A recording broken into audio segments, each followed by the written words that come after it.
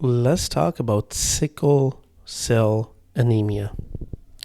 Sickle cell anemia, just like beta thalassemia major, you have a point mutation in the beta thalassemia major. You had a point mutation in the splice site, but here you have the directly point mutation in the beta globin gene, which leads to single amino acid substitution, which from glutamic acid to valine, for glutamic acid to valine.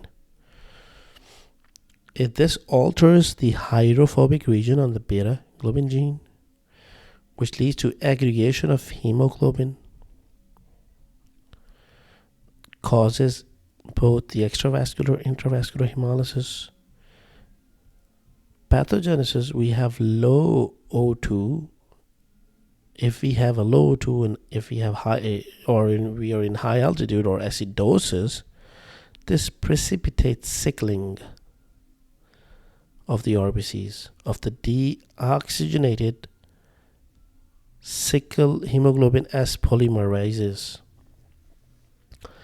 When they sickle like this, so they cause, this was the vessel, they cause vaso-occlusive disease. They have obstructed that vessel. Newborns are initially asymptomatic because of increase in HbF. Newborns till 6 months, and after 6 months you have a decrease in HbF, and that is when you see signs and symptoms. And they also have decrease in HbS production. And after 6 months, they're going to have formation of this. Heterozygotes, called the sickle cell trait. Okay.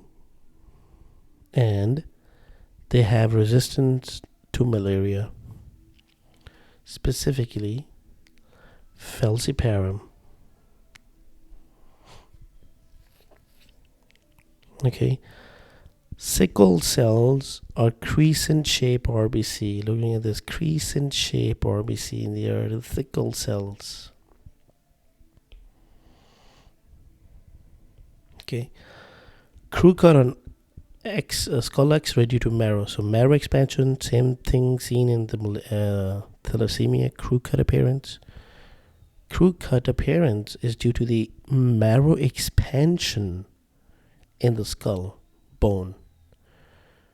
Marrow expansion is because of increase in erythropoiesis, also seen in thalassemia.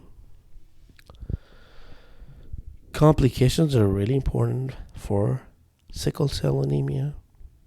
What do we have? We have aplastic crisis. What is aplastic crisis? Again, we have the anemia, only one line low. So here's transient arrest of erythropoiesis due to parvo B19, because parvo B19 is inhibiting the erythropoiesis. But this is a viral infection, so it's self-limited. After some time, your body will heal this, and then erythropoiesis continues, and then you can make the RBCs. So you have transient arrest of erythropoiesis due to parvovirus B19 infection. That's the aplastic crisis. That happens in sickle cell anemia. Autosplenectomy is the second thing. Autosplenectomy, Hall-Jolly bodies, increases risk of infection. When you have splenectomy, here you have autosplenectomy. Splenectomy gives you, when you take out the spleen, you have an increased risk of infection by encapsulated organism. But here you have autosplenectomy because of that vaso-occlusive thing, in which sinusites get those sickle cells right? And that leading to occlusion, leading to infarction, leading to the spleen is infarcted. That means autosplenectomy. Automatically, the spleen is malfunctioning. It's not working. So again, same thing. If spleen is not working, you would have a encapsulated organism infection. For example, Salmonella, osteomyelitis in autosplenectomy. What is the organism that causes osteomyelitis in normal patients and not? This is only seen in the sickle cell anemia patients, right? So in normal adults, Staph aureus is the number one cause, while in sickle cell patient, Salmonella is the number one cause for osteomyelitis. Okay, so we can have Salmonella infection. In other encapsulated organisms are S. pneumoniae, Group B Streptococcus, H. influenza, A. Neisseria meningitis. Okay, these are all encapsulated organisms, and we can have all of these infections. Now, talking about the other point here is the splenic infarct. As I mentioned up top, splenic infarct sequestration crisis occurred that caused autosplenectomy. Painful vaso-occlusive crisis. For example, dactylitis in the fingers. You have small blood vessels.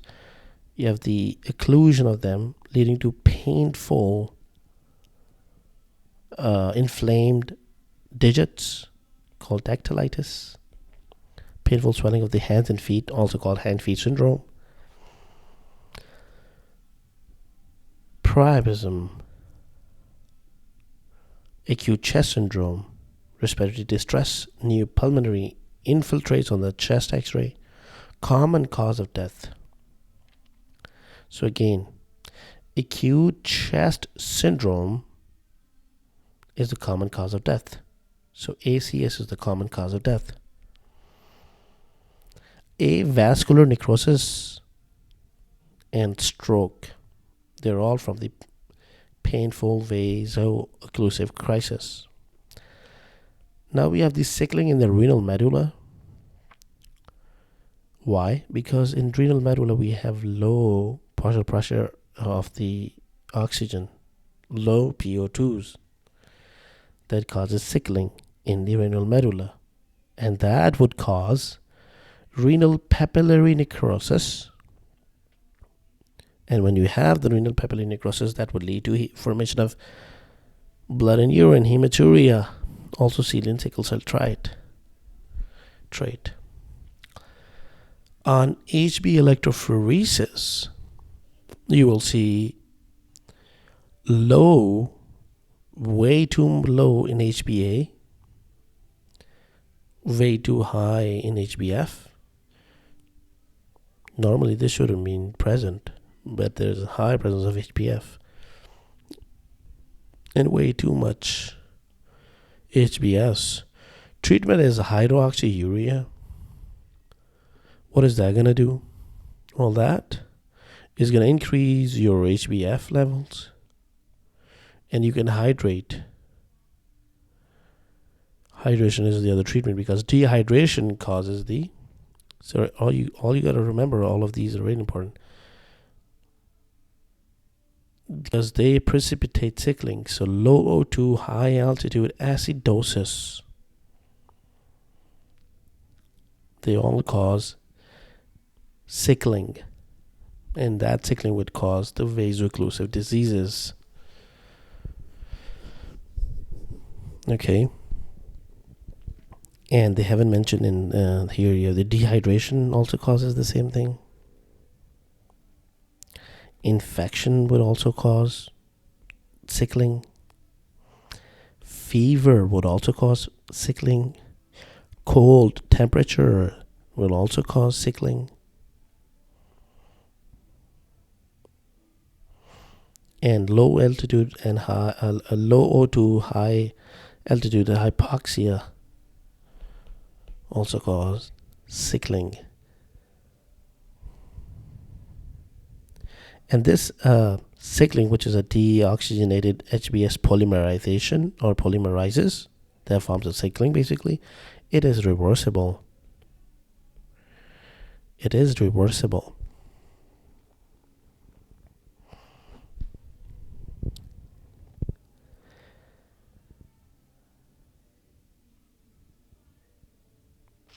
So these polymers, these like sickle cells, so they aggregate in the vessel, leading to all of that vaso-occlusive diseases. But as soon as they get O2, or whenever you take out these factors, these sickled RBCs, they desickle. They desickle. So when they desickle, this leads to, let me just try here. When they desickle, this leads to RBC, their membrane damage. So when the membrane damages, this leads to hemolysis of that RBC.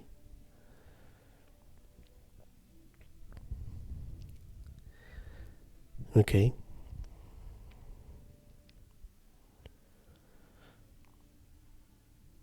And one more thing here,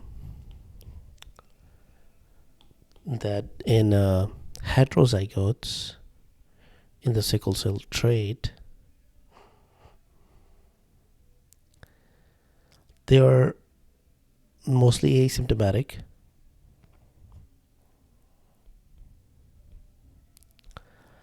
Because they have less than 50% of formation of HBS. And because you have less than 50% of HBS as a hemoglobin, the other hemoglobin is working great in all these conditions.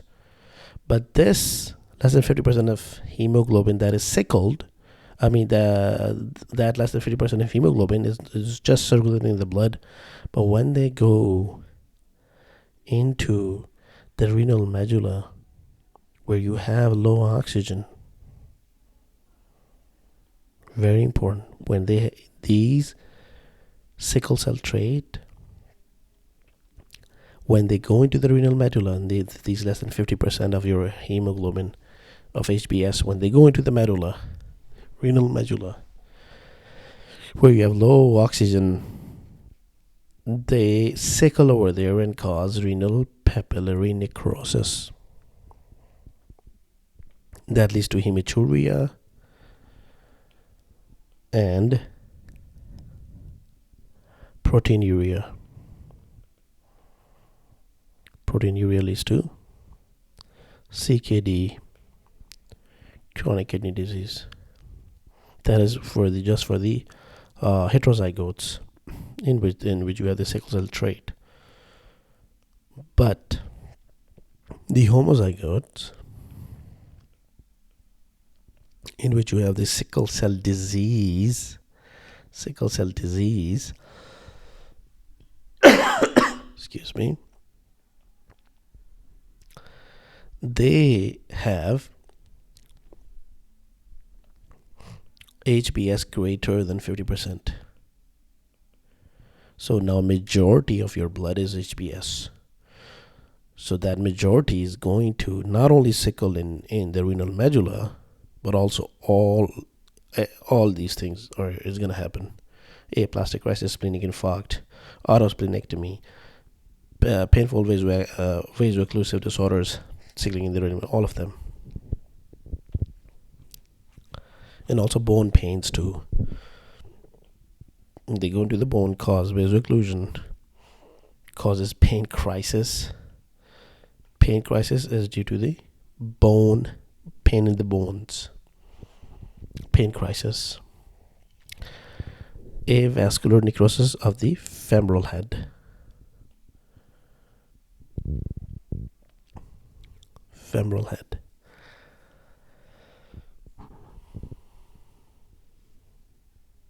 Okay, so that's pretty much what we have. So as compared that with the thalassemia, we also have, because of that massive erythroid hyperplasia, we would have same thing,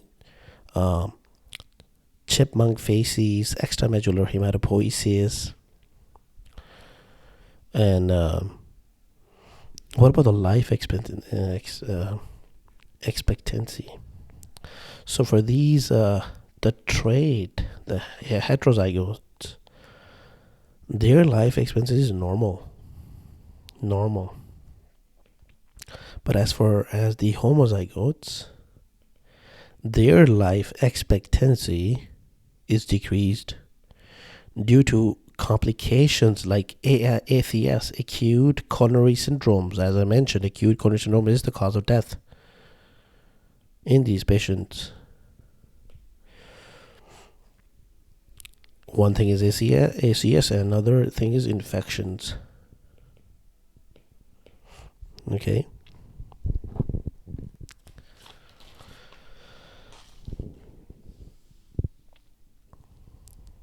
And also in labs, you will have a decrease in haptoglobin. Because haptoglobin is going to bind to that when RBC lysis occurred, leading to hemolysis. So here, that haptoglobin will bind to hemoglobin that is free in the vessel, leading to decrease in haptoglobin levels. So dactylitis, one more thing here, dactylitis, also known as hand-foot syndrome. That so basically vaso-occlusive symptoms. The patient will experience the pain from, one thing, hypoxia, right? Because as you're occluding a vessel, you're going hypoxia. So you'll have pain from hypoxic injury.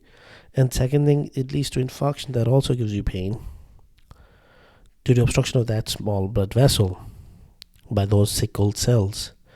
So microvascular occlusions involve, so you will have a small vessel occlusions, and they involves the bone marrow, the periosteum of the bone, deep muscles, and it can involve any organ. Dactylitis is also the small microvessel involvement, and dactylitis is the most common presentation in the first few years of life. So this is the dactylitis is most common presentation as they present with in the first few years of life. It is the dactylitis is painful, swollen hand and foot due to small infarcts in the bones of the extremities, and these infarctions of these fingers causes swelling. So you'll have swelling, tender and warmth. Okay, but this is the first sign that they're going to present with as a child, a few years of life. But what about the little older people? So in older children or in adults, they're going to have vaso-occlusive pain crisis that will lead to an ACS. They will present at ACS, acute coronary syndrome, leg ulceration, and priapism. Autosplenectomy and stroke. So that's all for the sickle cell anemia.